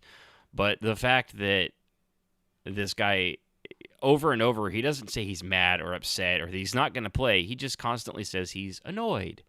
It is a clickbait. It's a clickbait thing. I mean, I don't know. Let's see. And I'm going to click on it and add an extra thing to it. Let's see here. He's, what's his name? Halo Follower. He's got 702,000 subscribers, so clearly the guy knows his stuff. It's probably downvoted about 1/3. 1.4 out of 3. 1.4 down out of 3.2. So, yeah, a quarter, give or take. It's hard to judge off the little wire until I read the numbers. But seriously, it's somebody that just, like, the accuracy of a past memory on the Spartan armor wasn't supposed to be correct, but I don't know enough about it to care. Like, why? Yeah, I don't think most Halo fans really do. Let's see how many people actually watch this thing. Because you can have a lot of subscribers, but your video doesn't get watched. Walked 60,000 times. Out of 702,000 people that follow him and want to see his material, only 60,000 gave a shit enough to click on him. So you got that going for you. But no, it is funny how these guys, they look for something small to blow up into big. Like me, like DC FanDumb. It's a stupid name. Change it. Or change it to Dumb, D-U-M-B. Because that's exactly what it is. Am I really that upset about it? No, I just think it's a stupid name. But I'm not going to make a video about why it's so dumb. Because I don't make videos. I'm a podcast guy, host thing. So anyway, moving on from there. I do appreciate him putting it on there because it was interesting to see like that. But one other thing. FIFA, which you might know from the video games, also apparently it's like a soccer thing too. There's a franchise about it. Reportedly wants to charge EA $1 billion every 4 years for the name to use on the video game. So $250 million a year. Yes, I did the math right. To use the FIFA name. So funny enough, generic ass soccer 2024 is going to be coming out from EA in a couple years. It sounds like EA is like, yeah, you know what? Go fuck yourself because we're not paying that because that's ridiculous. Part of the reason these video games are popular is not just because it's not your name. It's because we copy and paste the same thing year after year. They're not great games. So yeah, that's funny, but it's kind of what EA gets because they've been pushing these microtransactions to get the characters. They're not actual characters. They're actual real life people, the soccer players and stuff like that. It's, this is what you get. They've made billions. Let's see. FIFA games. I don't even know how. Money made. I don't even know. Let's see. So, let's see. According to this, FIFA 2021 the title helped EA generate $1.34 billion in revenue in its fiscal Q4 of 2021. Which aren't we in that right now? I don't know how the quarters work. I always figure a quarter ends at the end of December, but maybe it's October. So yeah, and the full year's revenue has reached $5.6 billion on FIFA alone. So can they afford it? Absolutely. But this is what happens when you put this shit in there and you make that much money, in your horrible ways of doing that. And then the people that you don't own the rights to it, and they're like, give us more because you're making $5.6 billion in 1 year. We want $1 billion every 4. I don't know. Actually, on the other side of it, I think FIFA might be right. They should charge them $1 billion, $250 million a year to make the name. So $250 million to make $5.6 billion. Seems like a good trade-off. I think if I had $250 million and I could get $5 billion out of it, I think I would actually do the trade. Yeah, I think I would make that call. I'm not a financial analyst, but if somebody says I'll give you $250, if you give me $250, I'll give you $1 million, I'm gonna suggest, in my unprofessional opinion, you give them the $250. That's what I'm gonna say. That's exactly what I'm gonna say. So moving on here to the SJWs, the social justice warriors, the people that have nothing better to do with their time than completely ruin places like Scientific America. Founded in 1845.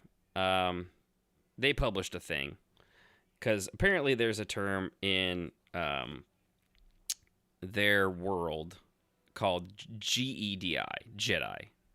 And they're saying that it published the title of Why the Term Jedi is Problematic for Distributing Programs That Promote Justice, Equity, which, by the way, equity and equality, not the same thing. Equity, bad. Equality, good. Justice, equity, diversion, and inclusion, or Jedi. You see where they're going with that. The Jedi are inappropriate mascots for social justice.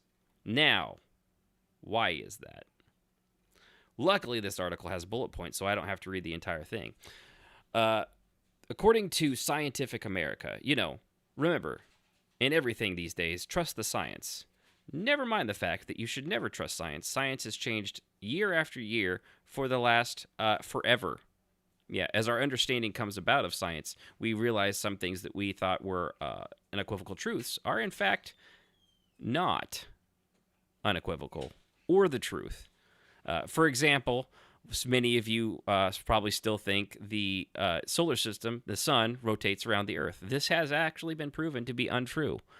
Some others may think that the Earth is flat. This, however, is incredibly true and is a vast right, left, and center wing conspiracy to fool you into, for some reason, thinking the Earth is round, thus furthering basketball sales. I don't know. I don't honestly know what the conspiracy theory for the flat Earth thing is. I don't know what the benefit of fooling the planet into thinking our little ball is flat is, and I don't know the point. I don't know. I really don't get it. So, but anyway, for these Jedi, this article says, and here's one of the bullet points: the Jedi are a religious order of intergalactic space monk or police monks. Weird way of putting that. It makes me very uncomfortable. Prone to white saviorism and toxically masculine approaches to conflict resolution, violent duels with phallic lightsabers, gaslighting by means of Jedi mind tricks, etc.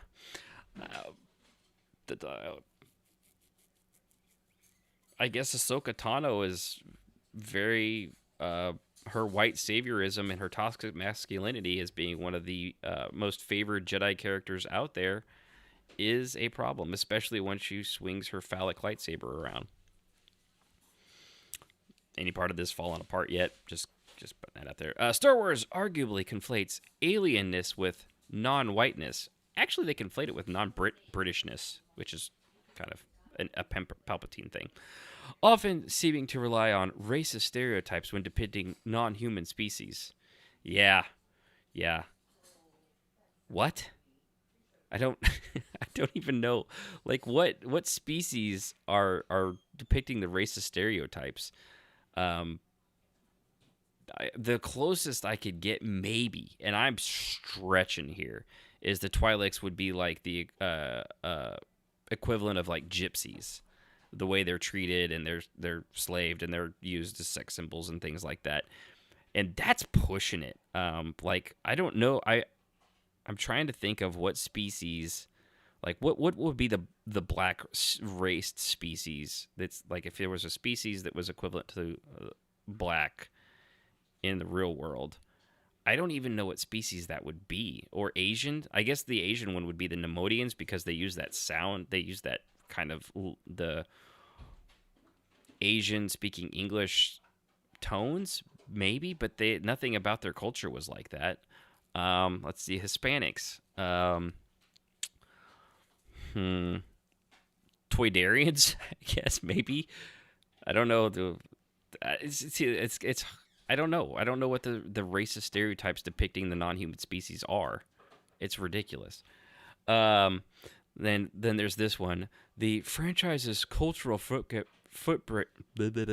The franchise's cultural footprint can be tracked to the saga of United States military industrial investment and expansion, from debates around Reagan's Star Wars strategic defense initiative to the planned joint enterprise defense infrastructure. By the way, enterprise, not Star Wars.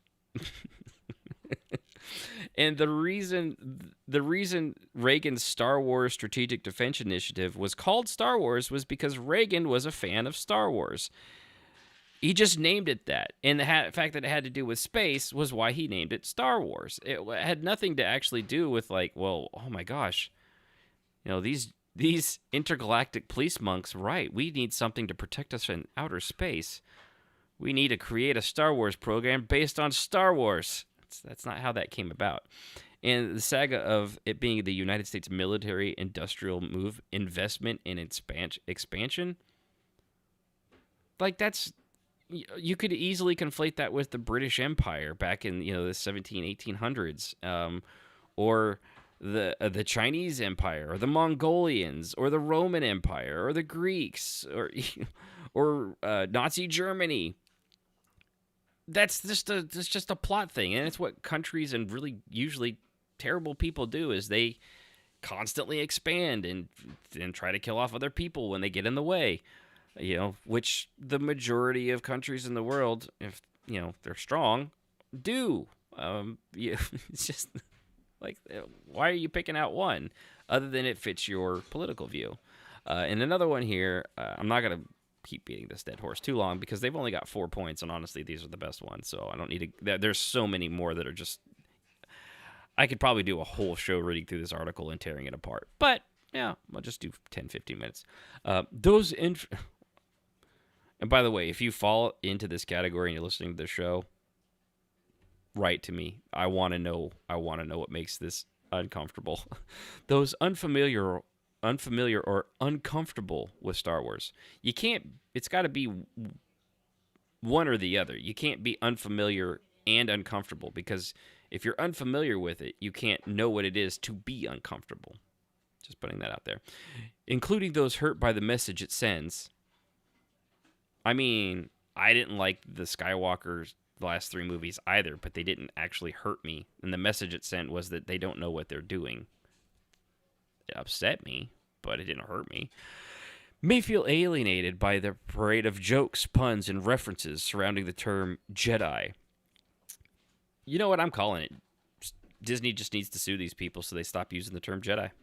It's copyright as far as I know, maybe, so they can just do it. Yeah.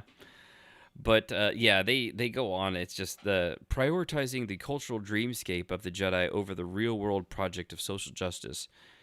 It asks, finally, how eager are we to fight Star Wars battles when that time and energy could be better spent fighting for social justice? Now, you may be surprised to find out I'm not a huge proponent of social justice. I think the law of justice is better. You can't have some rules for one group of people and different rules for another based on religion, color, ethnicity, or sexual preference. I don't care what orifice you want to put something in. You should be treated just the same as somebody that, pokes the orifice what brung them. But it's kind of sad that they just throw their history at the scientific journals. Scientific America, just throw it away. Doesn't mean much. 175 years. We're going to win brownie points with the social media crowd, so let's go do that. Yeah, not good. And lastly would be the games that came out in October this month. Dave Chapelle. The same people that think Jedi is problematic are the same people that apparently watched a totally different special of Dave Chapelle on Netflix than I did. I watched it, and did he tell jokes? Yes. Ironically, the black comedian told jokes. Some of them were at my expense, being a whitey McWhite boy. And you know what? I laughed at them. Why? Because it was funny.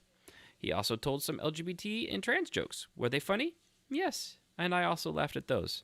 He also told one really tragic story of a friend and comedian of his named Daphne, who defended him, and he gave her an opportunity. She totally bombed at a show, but she was very funny, and she brushed it off. And when all this stuff came out about him, she defended him, and the social justice alphabet mob went after her, and she killed herself. Very tragically, very unfortunately, because she wasn't prepared for the kind of blowback she got. And that is not okay.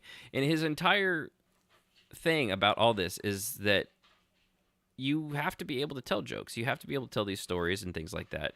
And they completely miss the message because there's, they say he's transphobic and this and that. And if you listen to him, and actually, without your rose-covered sparkle rainbow glasses, I don't know honestly how a sane and rational person could take anything he said and come out with the thing that they are coming out with. I will appreciate the CEO on Netflix coming out and saying, like, yeah, there's a lot of things people like. I thought Cuties was a farce. Like, that was child porn as far as I'm concerned. That shouldn't be on TV. Didn't cancel my subscription. That was, however, not somebody's opinion. That was just underage kids being sexualized, which is very uncomfortable. I didn't watch more than the preview on that, I'll be honest, because that made me uncomfortable. It was really bad. It was really, really bad. And they've got lots of comedians on there. They've got lots of shows that politically I don't care about, and I don't watch them. I don't rail on them. Whatever. But for some reason, there's certain aspects out there that believe, they're going after a black comedian is okay, like trying to get him canceled just because he says something you don't agree with. I don't understand that prerogative. I don't want anybody to cancel. Even one of an LGBT comedian that came out against him. I don't want anybody attacking her just because she feels this way. I think she's an idiot. But, which may be an attack. I don't know, but I'm not going to get her canceled. I don't want her to lose her gig or, at what I assume would be the Hotel 6 off of Main Street in,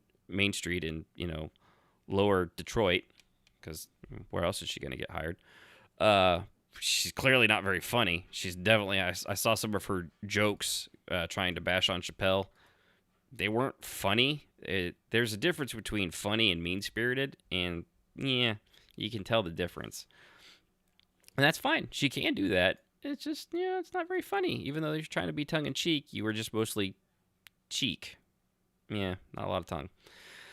So it's, this stuff drives me crazy in a way, and at the same time, it's very amusing seeing people lose their shit over a comedian being funny, especially, maybe it's because I grew up in an era of, I can't remember their names, Richard Pryor and oh my God, I can't remember him. I know Richard Pryor. Richard Pryor alone. What was the other guy? I could see his face. Yeah, Eddie Murphy. I had to do the laugh in my head, kind of thing. I grew up, back before Eddie Murphy had kids and was telling comedy, and that stuff, man. You want to be offended? There you go. And at the same time, they were the highest paid comedians ever at the time. Now I think it's Jeff Foxworthy. So, yeah. I like Jeff Foxworthy, don't get me wrong, but it's still weird that he's the highest paid comedian. But it's, not cool. Not cool. I'm glad they're failing at everything, every level. Even Netflix was going to have an internal walkout for Trans Star, I think was the leader of that, and they were going to walk out. Unfortunately, that person that was leading that also leaked confidential information from Netflix publicly, and now they no longer have a job because it turns out it doesn't matter what your cause is. If you do something illegal and against company policy, you could still be fired, and that is exactly what should have happened.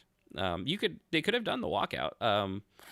Blizzard, they did their silly walkout, and did it do anything? Not really. It got names removed from World of Warcraft, which isn't helping anything, and it didn't really do much of anything, but they were allowed to. However, when they did that, they didn't leak confidential information that could damage the company that pays their salary. Yeah, little things like that. So, all right. But anyway, I'll stop beating that horse and go on to, I think it's Indigo. I think I'm gonna dedicate this one to Indigo, Jules. Or is it I think it's Indigo. I'm going to dedicate it to him. I think he's the one that really, really likes this. So this game in the Games of October in history.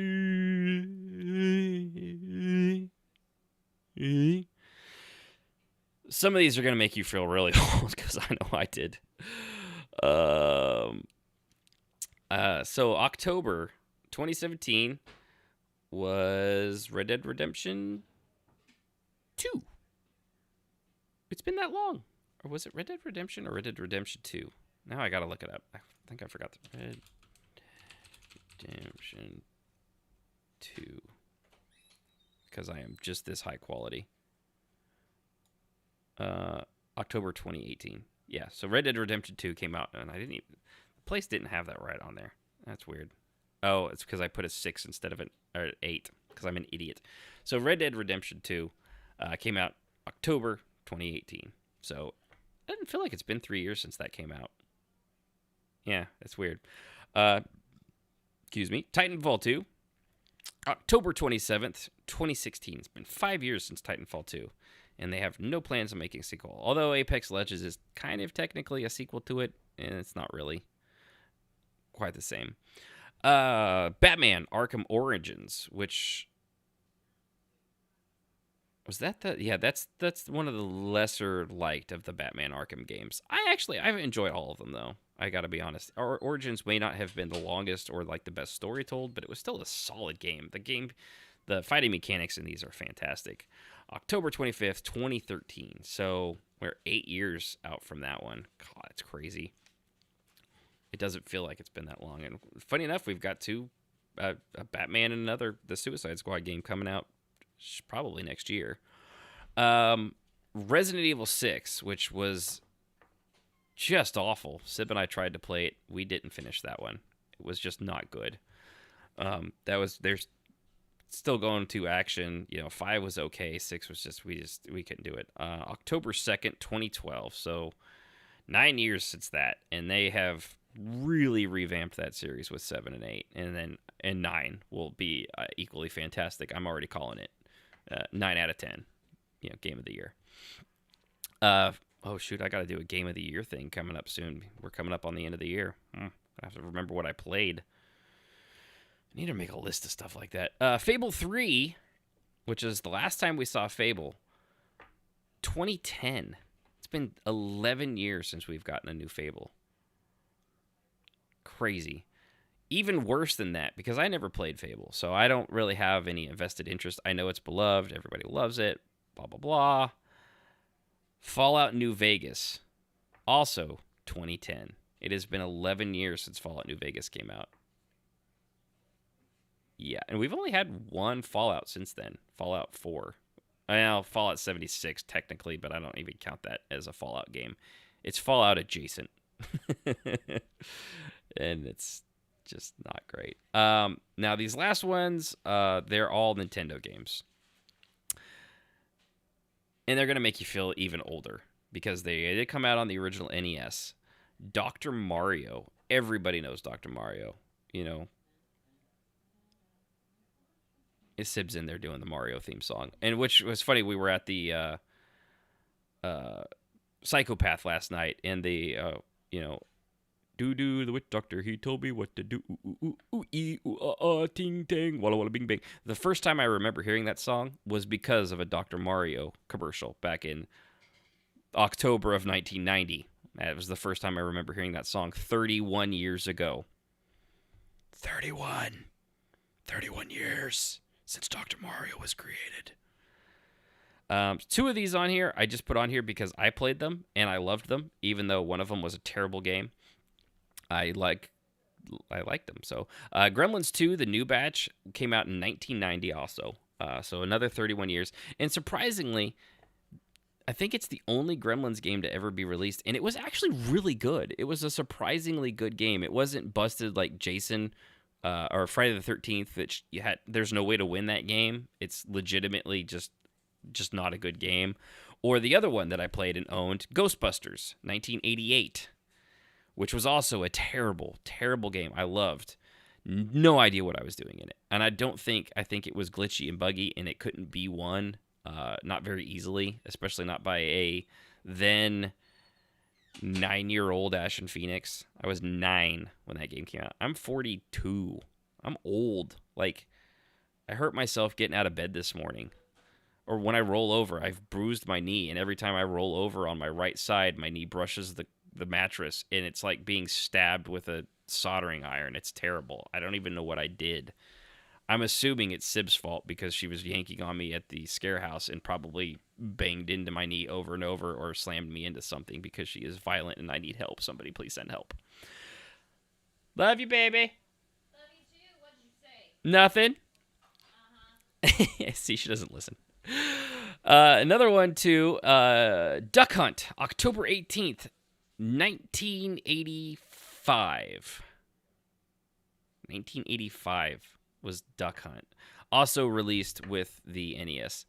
She's staring at me, but I'm not going to look and make eye contact. I was telling about my knee being bruised and that I'm assuming it was something you did. See, she's not going to deny it. She's just going to laugh at my pain. And lastly on the list, also October 18th, Excitebike, 1985. Also, I believe, released with the original Nintendo Entertainment System. Yes, it's a fantastic game. Both Duck Hunt and Excitebike, stuff like that just hadn't been really done. Not on a home console. Duck Hunt was, that was a home console. Sure, we had Gunsmoke and stuff like that, with the light guns out in arcades, but that was crazy. And Excitebike, honestly, it's just a fun-ass game. It's so stupid. It's just a little bike, and you have dumb little hills and little mud pits and stuff like that. It's great. It's a fantastic game. But yeah, that's games in October. I thought there'd be more scary ones, to be honest with you. There were a lot of other Batman ones as well, but I was like, I don't want to just a entire list of Batman Arkham games, so I didn't put them all on there. It gives me something to do later. Well, as you could tell by the music, that is the end of the 2-hour-long show that I've done.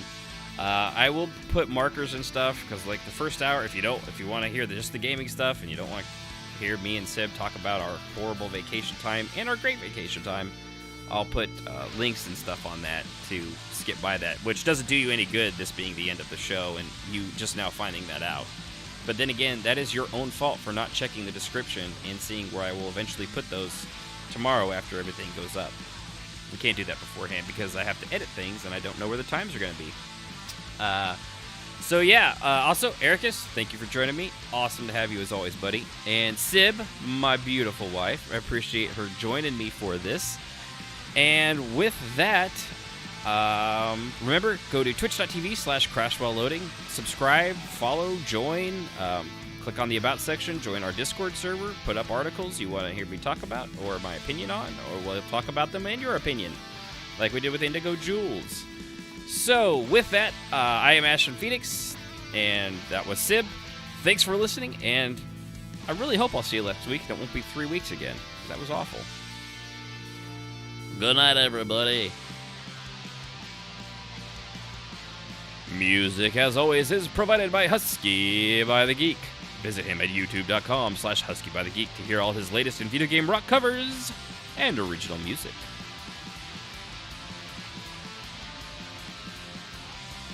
Why?